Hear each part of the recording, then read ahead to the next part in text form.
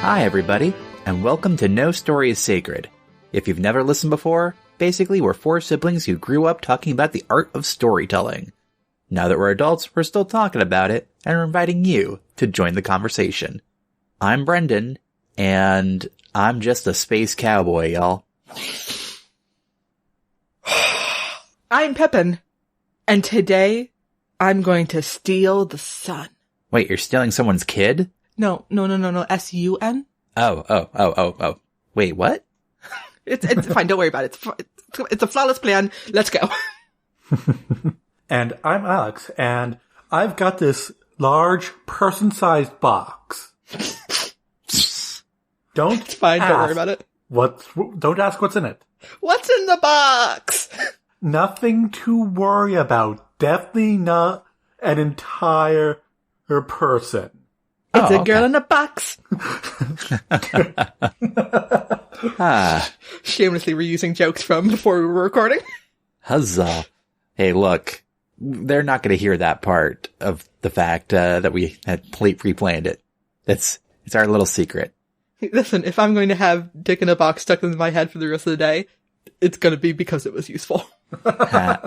Well, today, we're talking about an original story idea by Brendan. Hey, that's me. Who's that? Now, Though how original. Oh, with the references we made. We'll find out. Whoa, shots fired. Shit. I mean, blaster shots fired. Ooh. Pew pew! Pew, pew, pew. Nice shot, kid. That was 1 in a million. Was that a heist? It was a rescue. A rescue who is technically a space heist. Oh my god, it's all heists. It's heists all the way down. I hear you like heists. Yo, dog. So, the reason why we're talking about all this heisting stuff is that, y'all, I want to write a space heist. Like maybe a TV series, maybe a movie, who knows? I don't know. That's kind of my brain wave right now. Or maybe a novel. I don't know. We'll see, where the muses take us, right? We'll Space figure out heist. Format later. That's how this works, right? I mean, Space heist. in Space theory, heist. right? Spiced? Spiced, yes. Wait a moment. Spice. The spice must flow. It was Oh my god. Dune is a space heist. Do you Dun, dun. spiced? Hey. Do you spice? Spiced? Spice? Spice. Spiced? Spice. Spice? Spice. Spice? Spice. Deep references that, some people will not get. Cat, please just put a timestamp, please. But yeah, it's just, I think everybody loves heists, right? They're a fun story trick. They're Yeah. so much fun. Because it's competent people doing stuff that maybe they shouldn't. Oh. And they tell you they're gonna do the thing, and then they do the thing. And it's like, my god, why can't we have these competent people everywhere? The world would be a better place, even though they're heisting. Oh, you think the plan's going awry? No. We planned for that, too. And it's always so disappointing. You see, like, these competent grifters on TV, then you look at, and then you look and see what real grifters are, and you go, oh, you're just a dick. Yep. That's what was in the box. God damn it. It was just feeding my own insecurities, you guys. It wasn't anything complicated like forging fingerprints. Aw. Oh. Anyways. Brendan, tell me about this space heist idea you have. Okay. So this is a very hastily written summary. So we'll have a lot of, riffing to come here. Woo! But the idea is it's the semi-distant future. Way down on a deep 13. Way down in deep 13. No, that's the not too distant future. Oh yeah, you're right. Yeah. This is a little bit farther ahead from that. Somewhere in time and space. Yeah, somewhere there. Yeah. Now, at this point, humanity has started to spread among the stars. And for years now, each system has been operating mostly independently.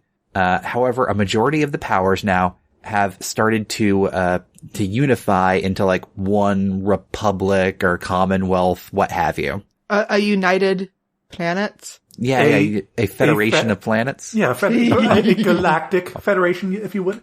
Yeah, I think there's a certain ring to that. I think we can work with that. Yeah. We'll have to work on the insignia. Nothing too ominous. Like a big V, a spiky V. Yeah. Yep.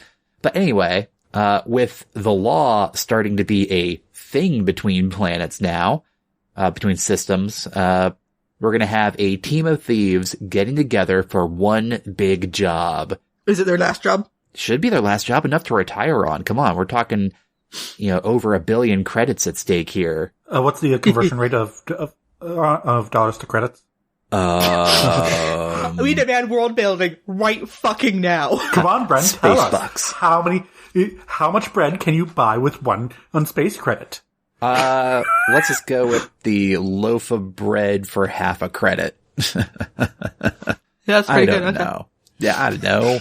We're talking about enough for a team of 5 people to retire comfortably on a nice piece of land out in the frontier till the day they die.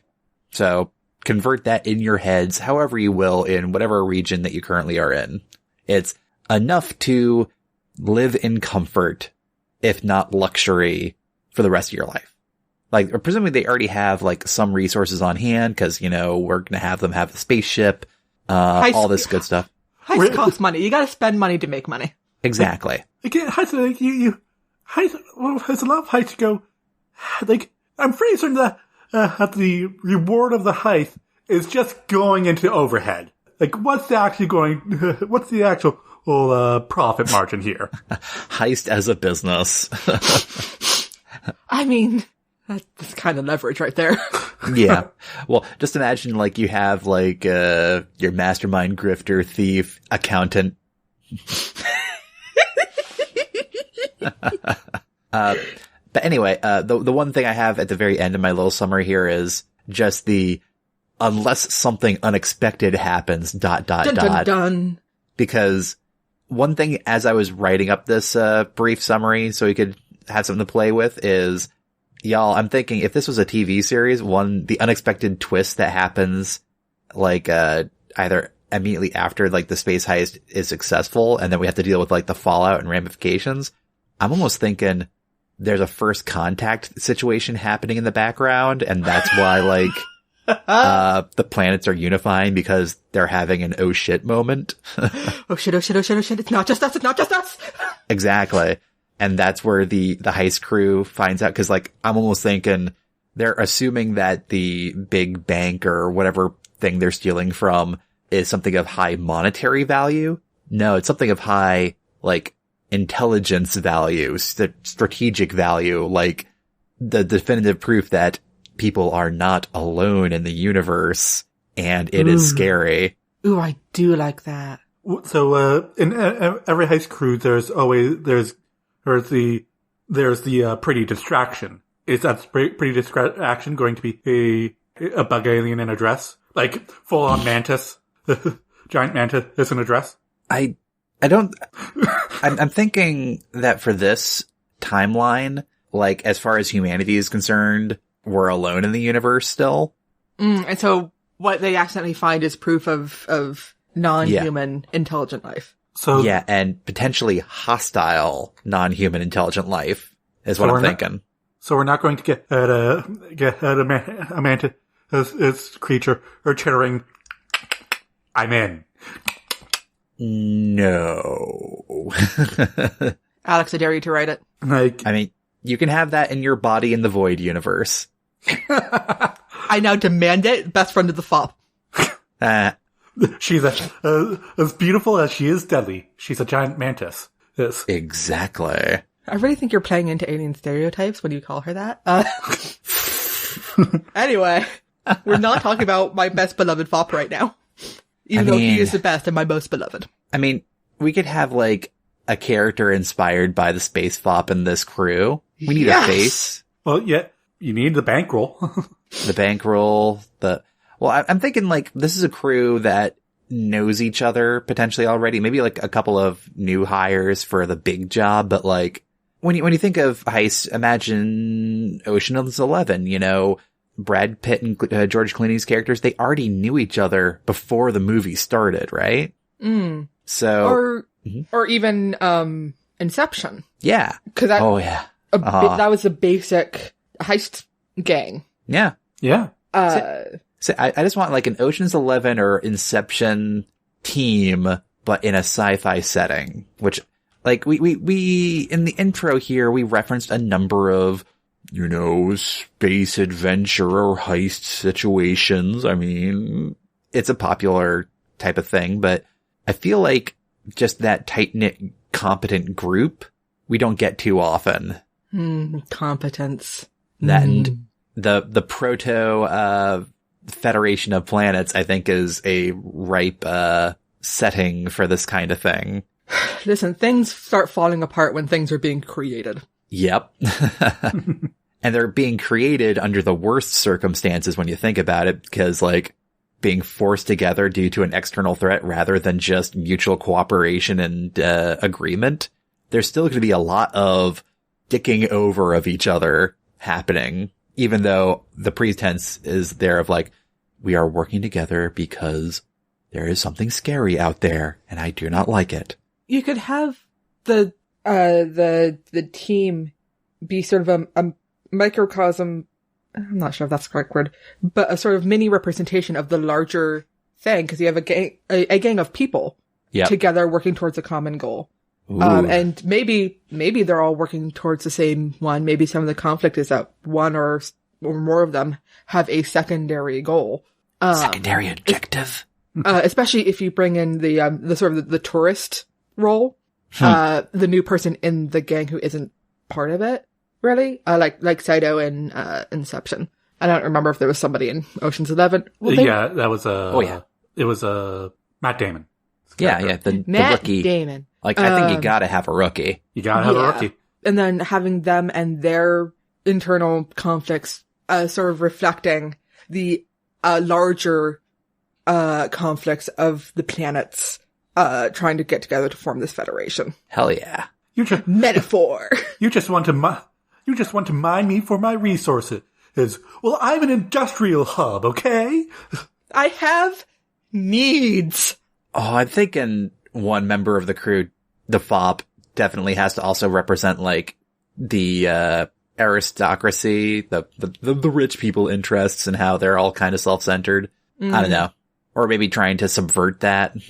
Like, I'm a heist team. I don't want to be part of that class of people. Come on. Like, don't worry. Part of our plan is that we eat you. What? Wait, what? Eat the rich. Oh god. Oh. And that's why we have the mantis on the team. Her. Then they're going to eat me. Oh my god. Cat, I'm going to be generous with you. That's from Leprechaun. No, it's not. No? That's from Troll 2. Oh, dang. Fun fact, I didn't know either one. I just knew it was a meme. Anyway. But yeah, I think that could be fun. The two reflecting each other. Hell yeah. No, I like that. We have to have themes. Themes? In my fiction? Today's theme is themes. I don't know, Pippin. It's sounding like politics might be at play in this genre fiction here. I don't know. What? I thought that wasn't supposed to happen. What? Keep politics out of my brainstorming. There we go. Oh, man. So let's, I feel like we have some of this world present now, right? Yeah. You know, The bare bones of it, yeah. Yeah. So who are they stealing from? That was going to be one of my questions. Like, who are these people and who are they stealing from?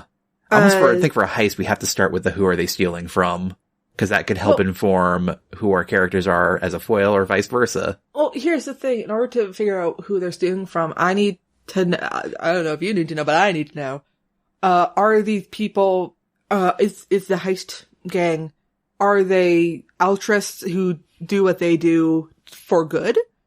Or are they sort of people who are out for their own gain? I feel like because we're trying to tell maybe a long form narrative story here, like if this was a movie, they'd be altruists just to kind of cut to the chase and, you know, not have to worry about that kind of arc playing out over the course of 2 hours. Because that could be awfully difficult. You just make them altruistic to start with. They're robbing from the rich to give to the poor. But I think if we're going for long form, though, so like we're talking novel, TV series, stuff like that, I think it's totally okay to have these people kind of starting from a selfish angle that then evolves into them making the choice, you know? So from the Ocean's crew to the Leverage crew. Pretty much. Yeah. So we've got a team of bastards that we need to turn into a team of... They're still kind of bastards, but we love them anyway. Still kind of bastards, but, you know... Team of rat bastards. To a team of gentleman bastards. There we go. Hello, Scott. Bless. I'll read those books someday. Oh, they're so good. But yeah, so we want to have them over the course of this adventure be presented the moral quandary and then pick the right choice. Even maybe the people who had like conflicting goals originally. Like maybe there was one team member that was planning to do the inevitable betrayal. Sudden yet inevitable. But like the scope of maybe the first contact reveal and just how screwed humanity potentially is kinda puts everything in perspective. It's like, how am I supposed to retire in Sol Sector if there's no Sol Sector to enjoy it in, you know? Am I going to be content with my blood money? Oh no. Blood on my hands? Oh. It's more likely than you think. So I feel like at the end at the very end they have to make a choice. That's basically the choice between right and wrong. And by the end they have to have changed in the sort of people that they will make the right choice. Whereas at the beginning they may have been the sort of people to have made the wrong choice. And that is where the real challenge in writing comes in. Yeah. What if, over the course of the heist, like, do you think maybe like a Federation inspector gets involved and kind of serves as like the team conscience? I don't know. Oh, I mean, ACAB. I'm not sure it should be necessarily a government person who fills that role. They pick up a space orphan. Well, here's an idea. What entity is most likely to make a first contact situation? It's gonna be like your either science team or exploration teams that are like going out into deep space, you know, hit the FTL drive, point in a random direction and go. And then pray you don't land in a star. Pray you don't. Well, they can plot out the course. They do like hops and all that, whatever. The metaphysics of all this we can figure out later. But like, they're the ones that encounter the alien thing, and maybe in the vault or whatever is like, I know Alex joked about this in the intro, but maybe it's just like a person. The witness, you know? So you got like the idea of a witness. You got like the idea of the data core, and it turns out like the vault is just literally like a prison. So then we turn from heist to jailbreak. Ooh, I like that. What if they find a life pod? Ah, okay. Because to me, finding a prison reads a little space seed. And con, because they were frozen in a prison ship thing. But I don't know, if they find a life escape pod thing, then they find a one survivor of something. Ooh. And if it's an alien in there, not only is there other life out there, but something happened that they had to escape from.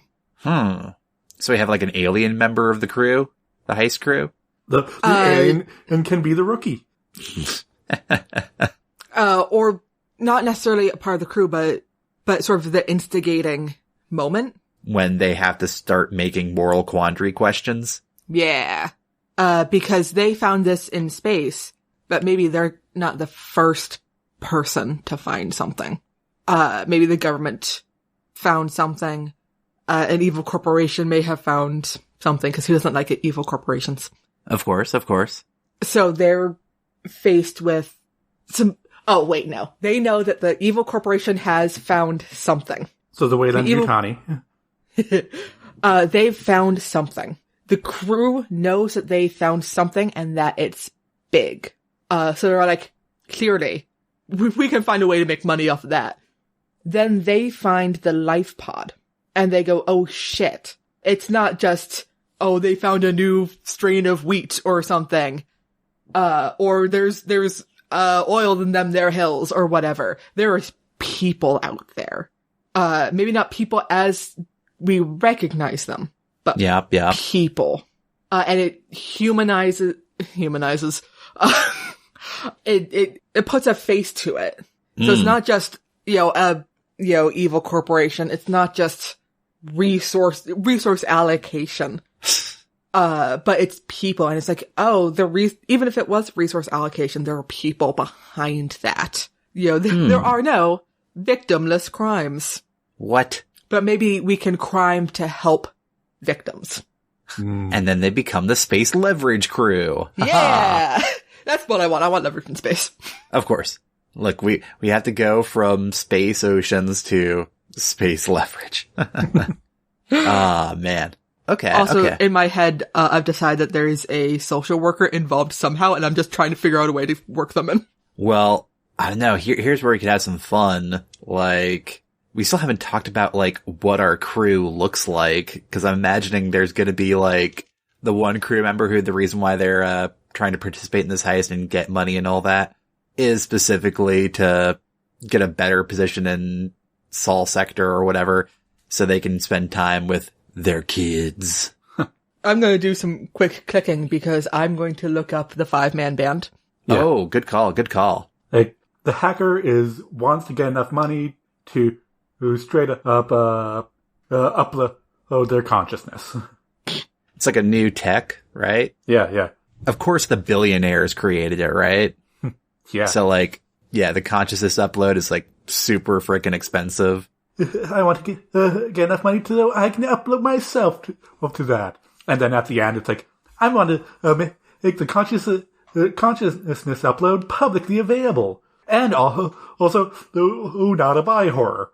Like, we're working on that.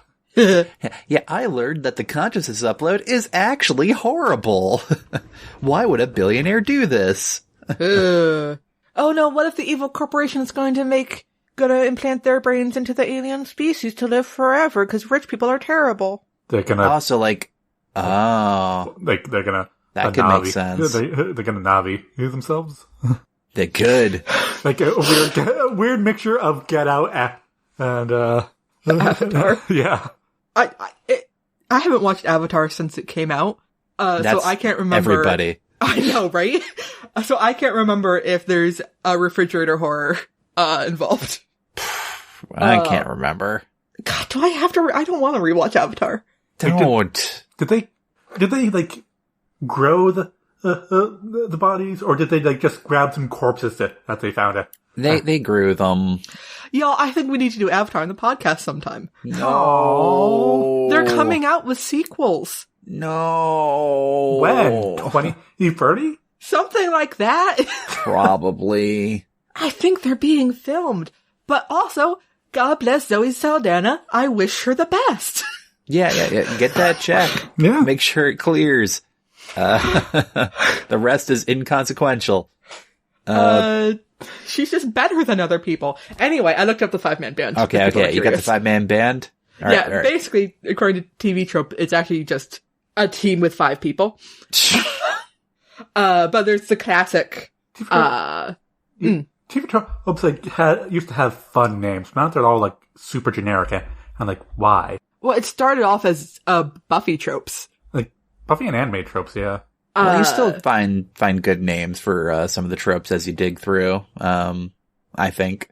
Yeah, that's not the point of any of this. The point is, the classic 5-man band is the hero or the leader, their contrasting foil, the complementary and emotional support, the brains, and the brawn. Can the brawn be a himbo? Yes, though. Can the hacker be the himbo? I want the hacker to be the himbo and the brawn to be the chick. That could be fun. Okay, I'm down with that. And the himbo can also be the mediator. Yes. Leave it to the person who wants to upload their consciousness to the computer. Play mediator. No, he's the one who knows what a bad idea it is. He likes his body. Why would he want his brain anywhere else? Oh. So he's like lobbying against doing the consciousness thing? Okay. The one who knows computers goes like, no. What? I love computers, but... Not like that. one errant, close brackets, and my whole system crashes. Ooh. No. Ooh, what if the hacker's goal is to kind of raise funds so he can try and, get somebody out from a consciousness upload? Ooh. Yeah. Like that's their hidden, yeah. The evil corporation was experimenting on humans first and then found the aliens. Oh. Ooh. Or started with the aliens and have now moved on to humans. And the hacker wants to save someone important who is, taken by the corporation. Ooh, and that takes money. Takes money. Man, this himbo is deep. Hell Himbos can be. They can be. Just really good at computer stuff, but not really bright at other things. Oh yeah, steps in it all the time. But smiles, so you can't hold it against them. Yeah. But that's why he wants to work, kind of work with his team, maybe, get one or two to help out with the extraction job later, You make friends by networking. He knows computers, and he has basic sense of morality. Everything else, Yes. I like that. Man. We'll have to define the relationship between the evil corporations, because of course, the Proto-Federation, any kind of alien first contact situation happening here, because I feel like that needs to be a little bit more defined, because it kind of seems like businesses are people. Oh, well, I suppose you can't argue with that. I mean, who could? Apparently. Anyway, let's, I feel like the main character can almost just be, the main character of the 5-man band. Kind of serves as the viewpoint character. Like, I mean, yeah, leader. George Clooney. Or Sandra Bullock. That's fair. I imagine the leader here, what's driving them? Because we don't want to have them go off like the moral event horizon into being just like an irredeemable jerk. What are they raising? What's that? Alex, you go. Well, there was a Gene Starwin's motivation which was make it big. Aspirations. I'll pay when I make it big. He's been telling that to people for years. Never agree to those kind of promises. Well, is our main character the one who owns the ship? Typically, yeah. So how did our main character get the ship? How is it paid off? Oof. Or is it paid off? Or is it stolen? Oh, that could have like a fun conflict scene later on. It's like, we're getting pulled over by the space cops. Don't pull over. Why? Like the ship, there's nothing on the ship that we're about it. And like, the ship, like, unless it's a ship stolen. And I don't think, please tell me that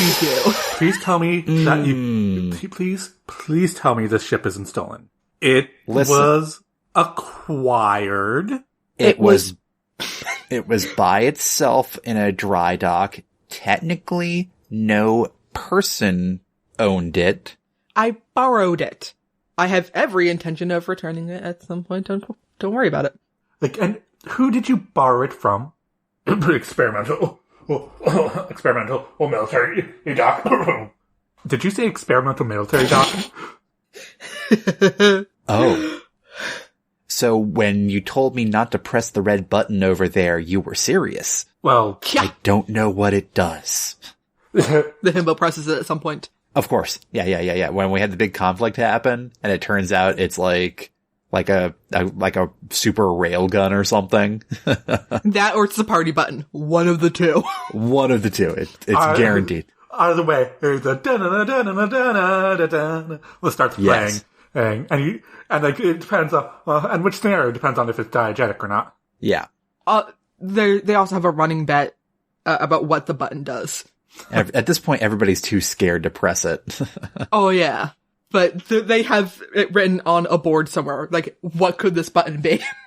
Like, yes. Life pod alien could press it. Well, yeah, the alien could press it because the experimental military base built the ship based off alien designs. So they look at the button and go like, oh, yeah. I know what that is. Oh, here's the thing. When it comes to, like, the initial thought about the aliens right now is that they're hostile towards us, but they're just trying to get their people back. So maybe that's the end of the mission or story as it is them getting the alien back home. Yeah, the seemingly hostile alien forces are just doing a rescue op. Yeah. We are the hostile alien forces. Dun dun dun. The real friends that we made along the way. Oh, yeah. No.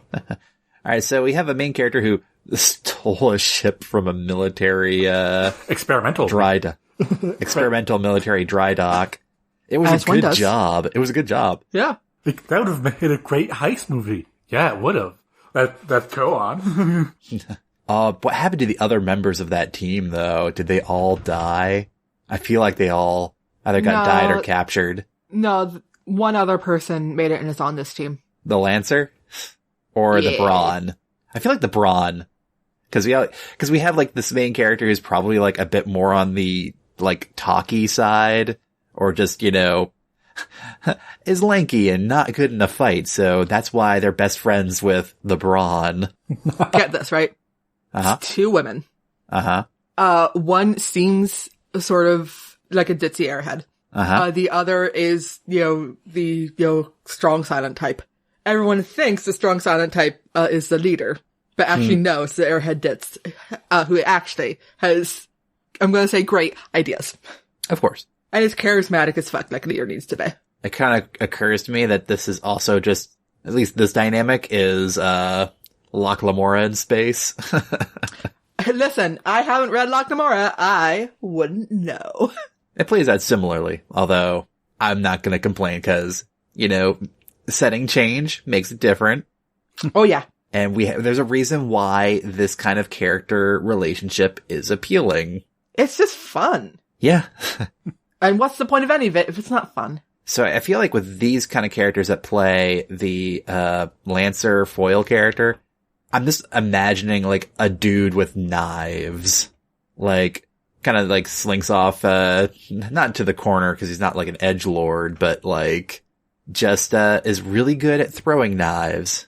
He practiced them back on his old space station days because he grew up like on a space station somewhere, and you're not allowed pistols or firearms in general. Again, because firing guns in a pressure vessel, bad idea. Yeah, just a little. But throwing knives are A-okay.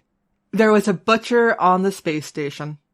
And he worked for them, which is why he knows how to use all kinds of knives. Ooh. I feel like that character then is also just like a master of improvised weapons. I just love the idea of he manages to kill somebody with a side of beef at one point, and that's how the butcher reveal happens, because like maybe he's very vague. It's like, yes, I grew up with the butcher of Callisto Station, and everybody's assuming it's like butcher in the terms of, some badass warrior. But no, it's turns out it's just no, the literal handles all the sliced meats. Yeah. And that's when that's when you learn the Lancer is actually really good at making a really good sandwich. Oh man.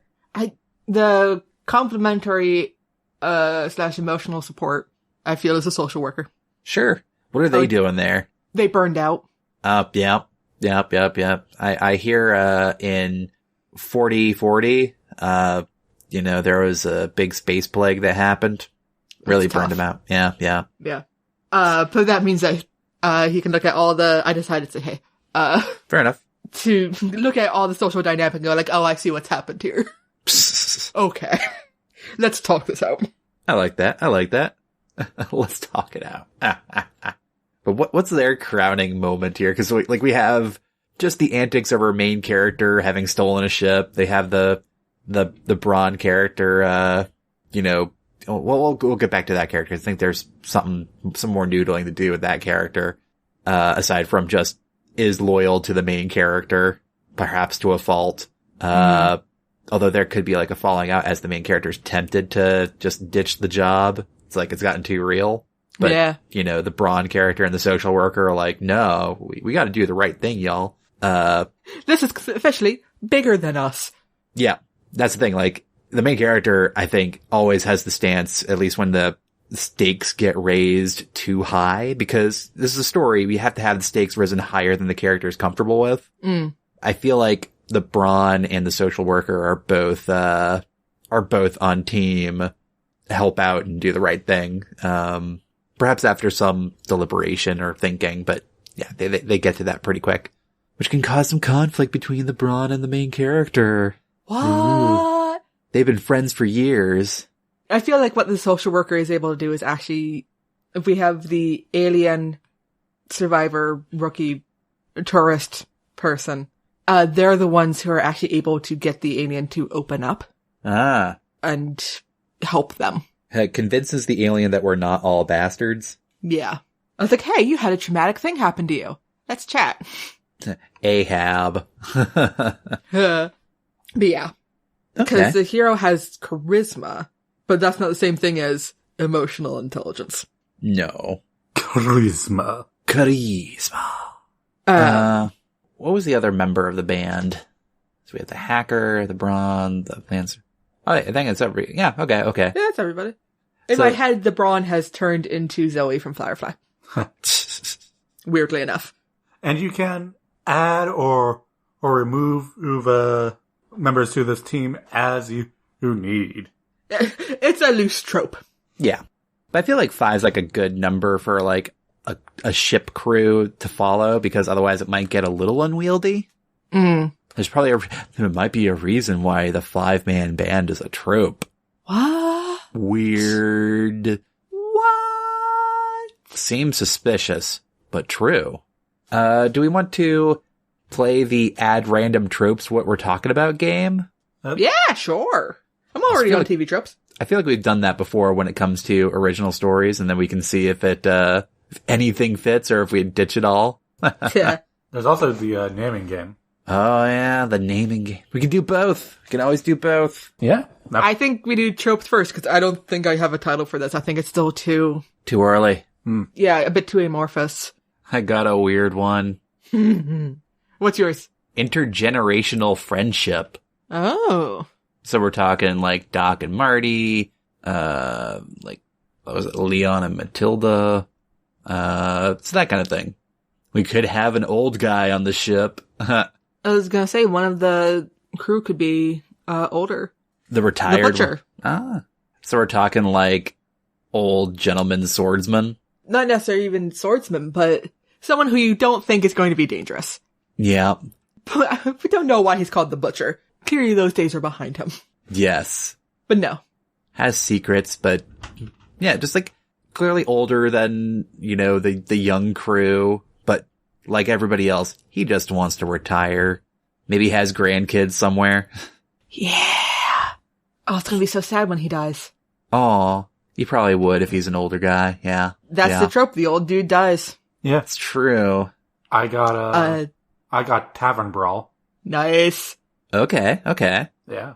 So, that they're going to be in a tavern. There's gonna be a brawl. Of course. Space bar. The space bar. Oh. Hey, hold on, let me press my space bar. What? Oh. I think that might be like where you get your first hint that the old guy is like actually super competent in a fight. Yeah. Actually, what's his role aside from maybe just knows something about every system? I mean, he could be navigator. He could just be the ship chef. I like navigator. I think on a ship dynamic like this, like they all take turns cooking and his meals are always the best. Yes. Does the apples in a rose pattern, like apple slices?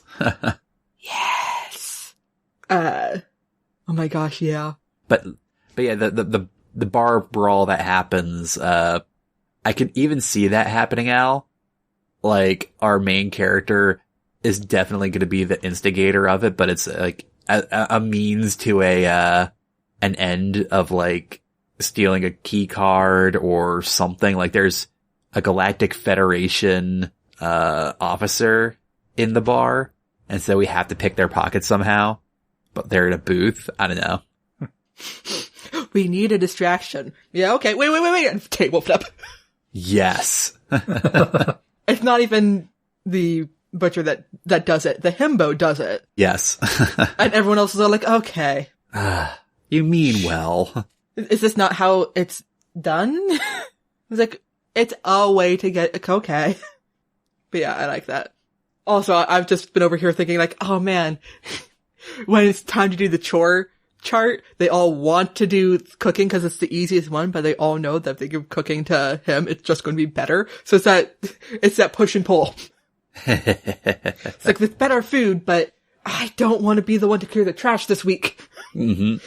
Oh, I gotta, every other week you gotta go out to, the ship's reaction cone or drive cone and, do a carbon removal or something. Yeah. It sucks. You gotta put on a spacesuit. Ugh. And he'll do it. He's good at it, but goddamn the food. Anyway, that's what I've been thinking this whole time.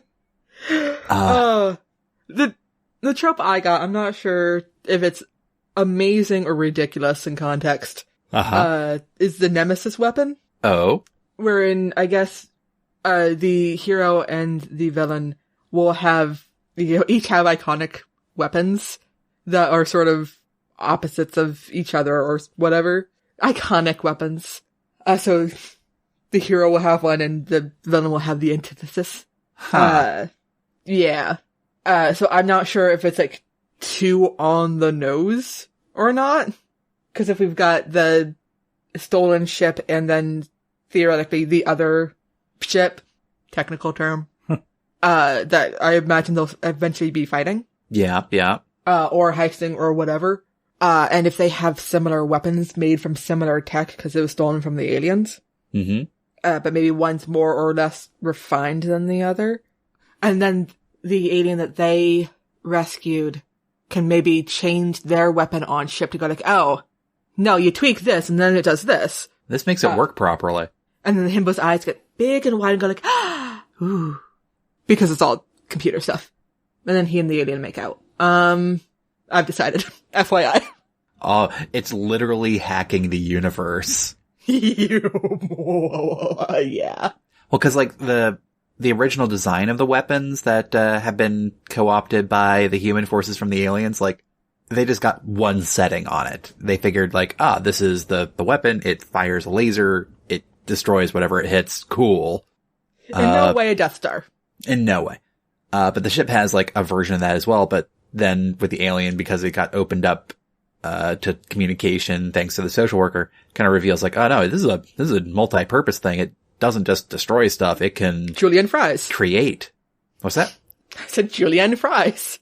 Yes, Pippin. The way we're going to defeat the bad guys at the end of this is creating a giant pile of julienne fries in space. Otherwise, why do we have the chef? Why? Why indeed? Come on. It's called proper plotting.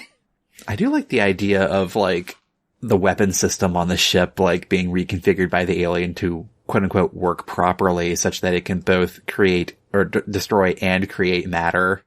Ooh. Yeah. Cause then you can get all sorts of weird shit happening in your space action scenes. What is it? Is it a law of physics that says that matter cannot be created or destroyed?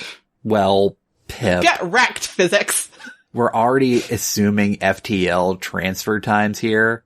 Listen, our main characters operate outside the law, and that includes the laws of physics. Exactly.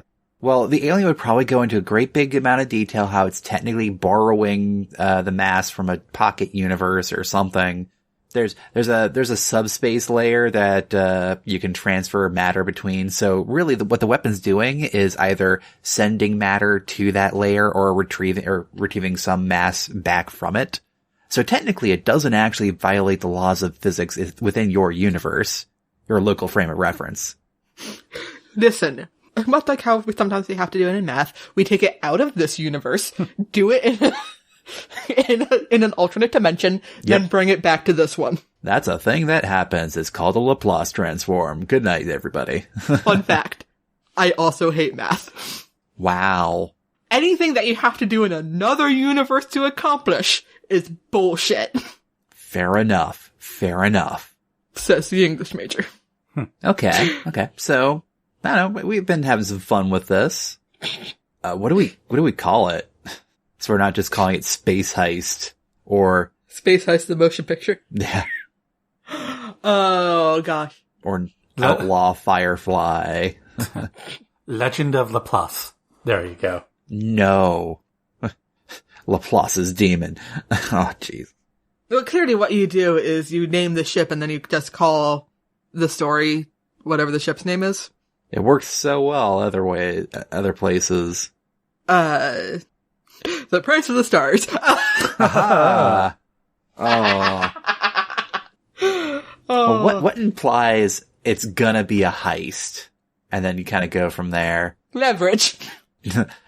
Leverage of the stars. Dun, dun, dun, dun, dun. Well, how about I look up heist movie names? Let's see. Thieves of the Stars. Is a luminary a word? Luminary? Yeah. I said illuminary, but yeah, luminary sounds right. The Neptune wager. Oh. They're going back to Sol system. The bank's on Neptune. Variable star. I like that. Yeah. Chance. I don't know. Variable star sounds fun. There's also just the blank job. The Nova job. Yeah, exactly. Because having like the job there implies a lot. The constellation job. So I'm just looking up a list of movies. I'm on Merriam-Webster because I am classy. And I see that in their Words That Play stuff, they do have an article, what does sus mean? And the fact that you're asking us is kind of sus. I'm like, yeah, fair. Variable star seems like a good working title, honestly. Listen, go to a thesaurus. Whoa. And that's all you need. That's all you need. Yeah. So variable star or like the Neptune job or something. Neptune job is, pretty good. The Alpha Centauri job. The Centauri job. I don't know. All right, well, I think space word job. Yep.